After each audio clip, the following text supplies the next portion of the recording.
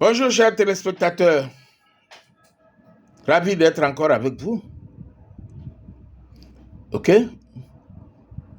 Les Africains fuient l'Afrique, c'est le thème de notre discussion, de notre vidéo de ce jour. Mais avant,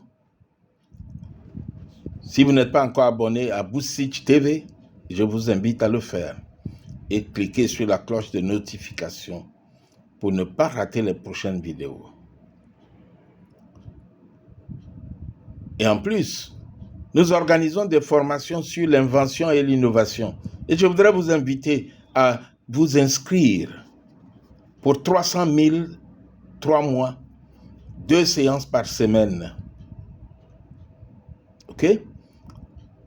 Et cela va vous aider à savoir, à réveiller les potentiels, les talents qui sont cachés en vous. Parce que vous en avez et vos enfants en ont. Vous avez des idées que vous ne savez pas comment matérialiser. Ce cours est pour vous. Vous avez des enfants qui ont l'innovation et l'invention cachées en eux. Ce sont des potentiels qu'il faut les aider à faire ressortir, à organiser et à protéger avec des brevets ou autres. Ok? Donc revenons à ce dont nous parlons aujourd'hui. Les Africains fuient l'Afrique. Sur 10 Africains, il y a 9 à peu près qui veulent partir, qui veulent quitter l'Afrique.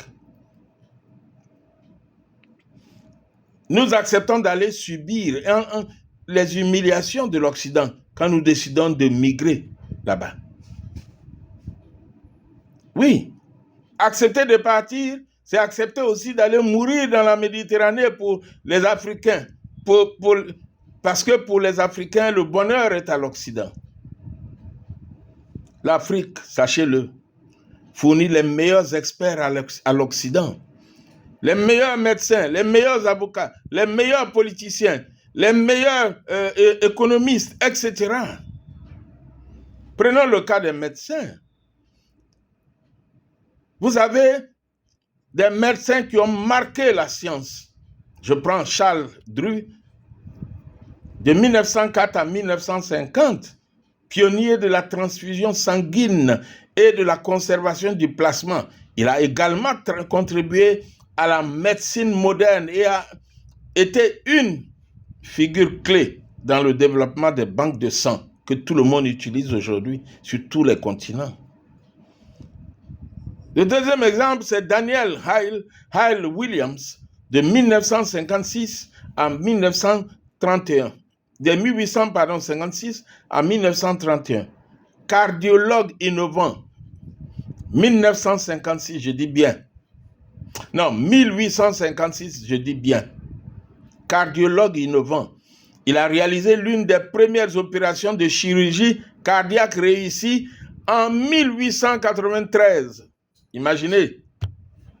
Il a également fondé Providence Hospital à Chicago, une des premières institutions médicales afro-américaines.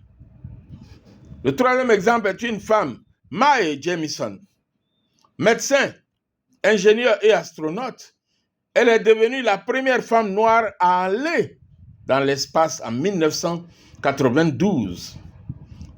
Elle a également travaillé dans la médecine et la recherche médicale. Je ne peux pas continuer de vous citer tous ceux qui ont marqué la science, mais qui sont noirs, qui sont africains d'origine. Nos pays préfèrent se combattre entre eux, se battre en compétition sur le PIB, plutôt que de se battre pour améliorer leur PIB. Si je cite l'exemple du grand Nigeria, qui a un PIB de 243 milliards de dollars, l'Afrique du Sud 400 milliards en 2025, tandis que le petit pays de Singapour en a un de 547,4 milliards de dollars en 2024. Quelle honte!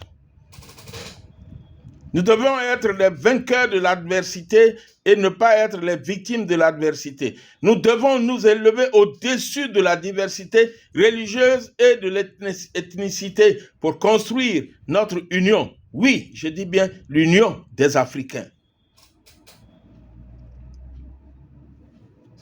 Nous devons combattre notre complexe d'infériorité pour construire notre estime de soi. James Brown disait, I am black and proud. Je suis fier et noir. Que laisserons-nous à la génération future? Arrêtons les célébrations et les distractions. Arrêtons d'être des fêtards pour élever la dignité africaine. Oui, ça se construit. Arrêtons de nous laisser distraire et disperser par les inventions et innovations des autres, dirais-je, des autres pays, des autres continents.